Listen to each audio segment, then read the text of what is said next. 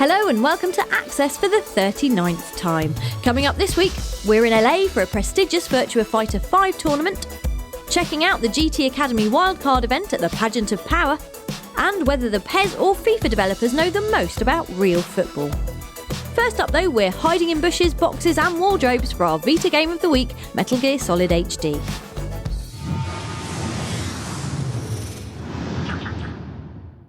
June 29th is a date PlayStation Vita has had penned in the diary since its February launch, as it marks the day the sociable Snake triplets crash the handheld party in Metal Gear Solid HD, a double whammy of sneaky Hideo Kojima excellence. Not too shabby, is it? New York, I mean. First up is Metal Gear Solid 2 Sons of Liberty, a churning story of sibling rivalry and paranoid technophobia, which is best remembered for introducing us to the mewling streak of blonde androgyny that is Raiden. But not even that bit where he does the crotch-flashing cartwheels detracts from a game that is still, over a decade after its PS2 release, an exquisitely crafted stealth masterpiece, with memorable characters, imaginative boss fights, and this bit. I hear it's amazing when the famous purple stuffed worm in Flapjaw Space with the tuning fork does a raw blink on Harry Carey Rock. I need scissors. 61.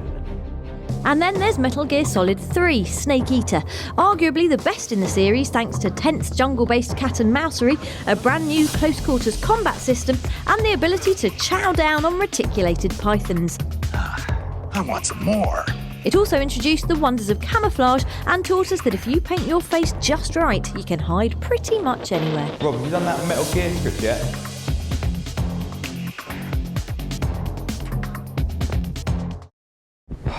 Where the bloody hell is he? But how does it handle on PlayStation Vita? Remarkably well, as it happens. The touchscreen is used for thumbing through your item menus and peeking around corners. Plus, there's the fact you're playing two of the greatest games in the history of PlayStation in the palm of your hand, which, in terms of squeezing brilliant things into pocket sizes, is a bit like cramming a 9-inch Hawaiian into a small piece of Tupperware for your work lunch. You can get your hands on Metal Gear Solid HD for PlayStation Vita on June the 29th.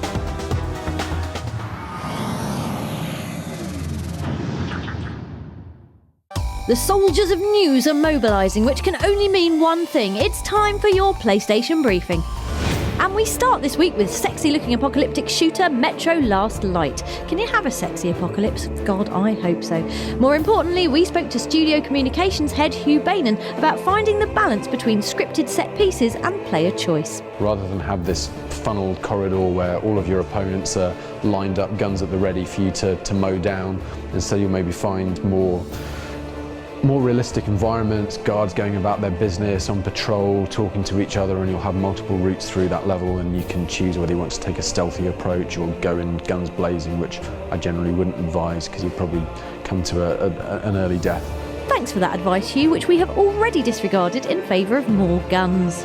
If Metro looks a bit grim, then cheer yourself up with a bit of this. Lunatic platformer, hell yeah, Wrath of the Dead Rabbit from Archon Studios. We caught up with Camille Germonprez, head of Archon Studios, to ask how a rabbit becomes the Prince of Hell. Oh, I have no idea. The game is a 2D platformer where you are an angry rabbit with some anger management issues and need to prove yourself, and you have monsters that you're going to carefully slaughter one by one, very slowly. Finally this week, with the amazing Spider-Man game out this very Friday, we flew to Quebec to speak to the guys behind the game. So the Amazing Spider-Man game is obviously based on a movie of the same name, but we really wanted this game to be a game that stands on its own, just not be your classic movie game. So we've actually set the story of the game after the events of the movie. Excellent, although, wait, you did just kind of tell us that Spider-Man doesn't get killed in the movie, which is sort of a spoiler if you don't go outside very often. That was your PlayStation briefing. We'll be back with more next week.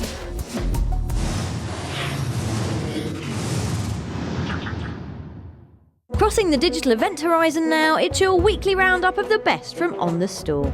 Hello! Who's this? I think that looks suspiciously like Nathan Drake wearing his brand new downloadable on PSN pants. And it is! Hooray! Both Uncharted Drake's Fortune and Uncharted 2 Among Thieves can now be yours without the bother of a plastic box, meaning the series can add eco-friendly to its list of things that are brilliant about it, alongside Chloe, this train and being the best thing on PS3. And PSN just keeps on snaring the big hitters. Also available for download this week is the superbly haunting BioShock, the game that shows you all the things that can go wrong if you inject yourself with dubious liquids, like having bees come out your hands and or jets of flame. Plus it has big daddies in it, so named because they are big and probably the most violently overprotective parents since the Alien Queen. New to PS3 and downloadable from today is Resident Evil The Dark Side Chronicles, a PlayStation Move-enabled zombie blaster that ditches the slow-burning tension of early Resi titles in favour of all-out light gun-style action. The PlayStation Move motion controller proves a smart, accurate and satisfyingly splatty zombie pasting device, and combining it with a floppy wig will make you feel exactly like Hunky Man hero Leon Kennedy. That's it for now. We'll have more from the PlayStation Store next time.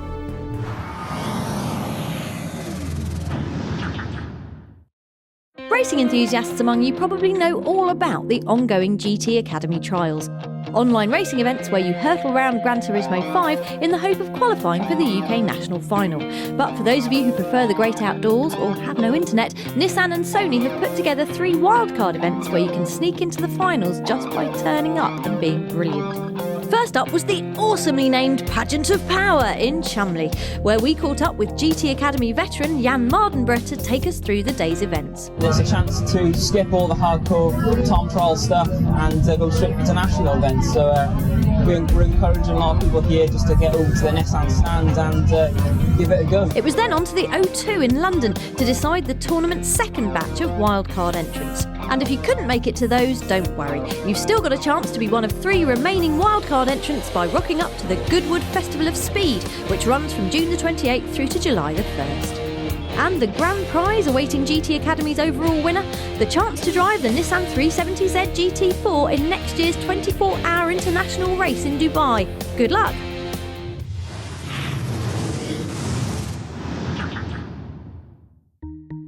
Greetings from sunny Los Angeles, where in this week's Access All Areas we're honing our not-at-all button-mashing fighting technique, ready to do battle Virtua Fighter 5 style.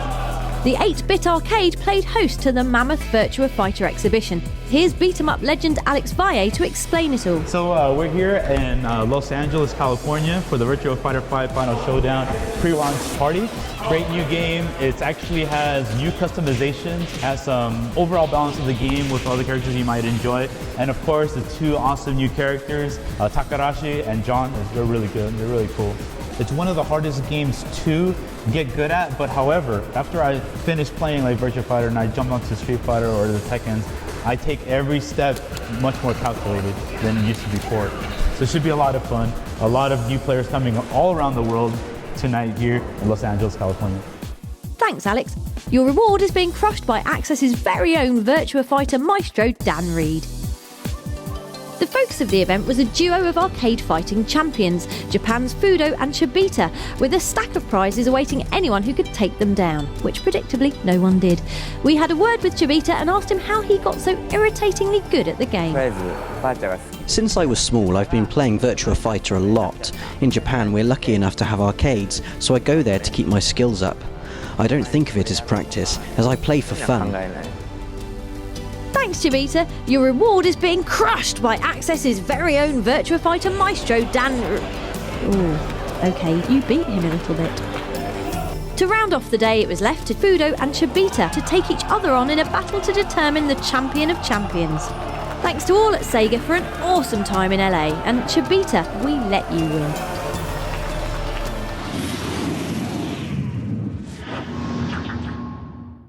Well done to England for topping their group in Euro 2012. Yay! Yeah, we're ignoring what happened with Italy. You might remember that at E3 we asked the developers of PES 2013 to give their predictions for England's group games. Well, we also did the same with David Rutter of FIFA 13, which can only mean Euro 2012 predictions face-off. This is the most ambitious predictions ever. First up, England-France, which finished 1-1. フランス3-1で。1-0 England. Both utterly hopeless. Next there was England-Sweden, which England won 3-2. そうですね。1-0。1-0 Sweden. And finally, England-Ukraine, which England nicked 1-0. ウクライナ、2-0で。2-1 England. And there you have it. Thanks to everyone in the world, and well done to David Rutter for not being able to see into the future, meaning he's definitely not a wizard. We'll see you next week.